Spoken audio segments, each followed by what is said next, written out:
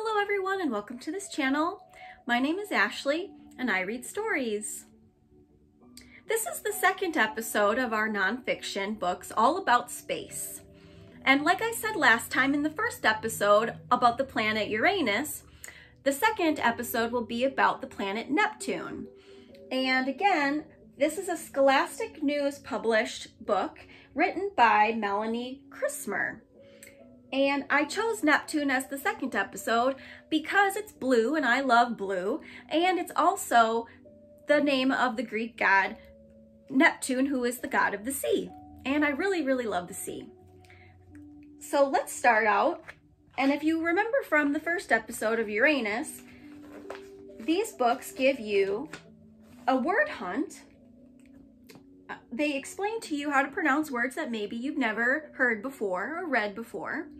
And again, it's very important to familiarize yourself with words that you've never experienced before when you're reading works of nonfiction.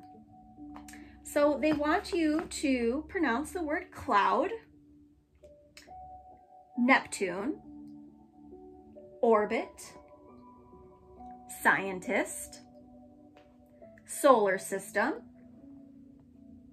telescope, and my favorite, Uranus. Let's start. The planet Neptune looks blue. It was named after Neptune, the Roman god of the sea. Is there a sea of blue water on Neptune? No, the blue color comes from the gases around the planet. And there's a picture of Neptune here. It's very pretty blue. Neptune is called a gas giant. Jupiter, Saturn, and Uranus are mostly made of gas too. They are the biggest planets in our solar system. All the planets in our solar system orbit around the sun. So here they line up the planets with the sun here at the beginning. And we have, oh, they point out Earth right here. And do you notice how small Earth is compared to these planets here? This one's Jupiter. And again, you can tell it's Jupiter because of the great red spot it has. Then we have Saturn with its beautiful rings. Uranus on its side, which also has some rings there, which we learned about last time. And back here is Neptune, and it's so pretty blue.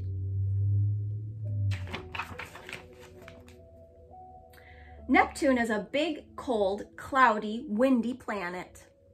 It does not have clouds of air. It has clouds of gas.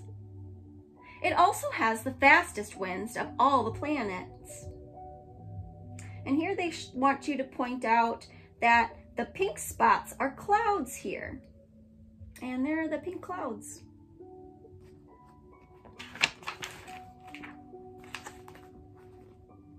Before scientists found Neptune, they saw another planet. This planet was Uranus. Uranus wobbled as it went around the sun. And just like last time, they gave you a map of the solar system with the sun in the center. And Uranus is here, and Neptune is here. And Neptune's almost to the back, just like Uranus.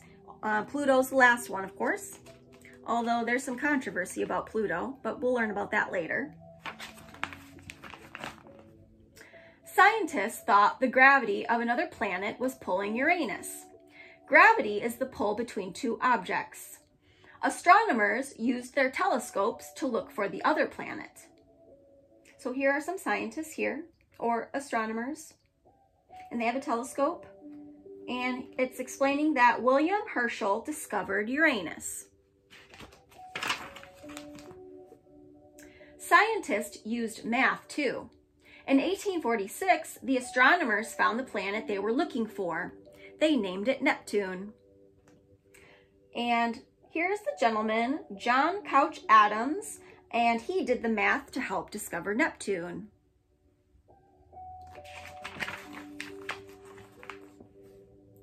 Neptune was the first planet found using math. All the other planets were found by watching the sky. who knows what other wonderful things will be found in space? And this box explains that these pictures of Neptune were taken from the Hubble Space Telescope. If you've never heard of the Hubble Space Telescope, you should Google that too. It's very fun to Google things. And again, at the back of the book, they give you a great big 2-page map of the solar system. Let me try to get that better for you.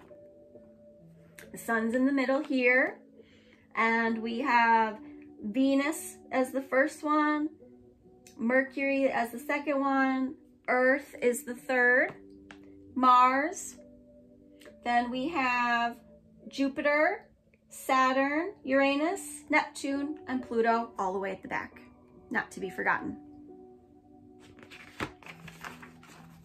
Now, just like last time in the first episode, the end of the book gives you some cool facts about Earth versus Neptune. So it explains how Earth's year is 365 days.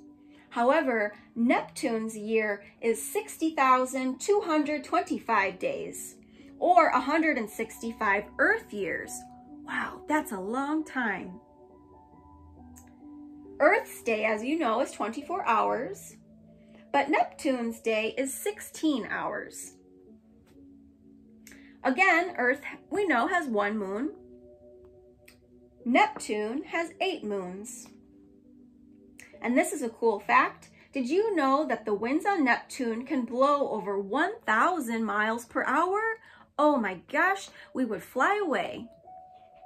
And that's the end of our nonfiction story about Neptune.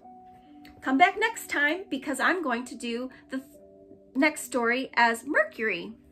Stay tuned. Bye, everyone.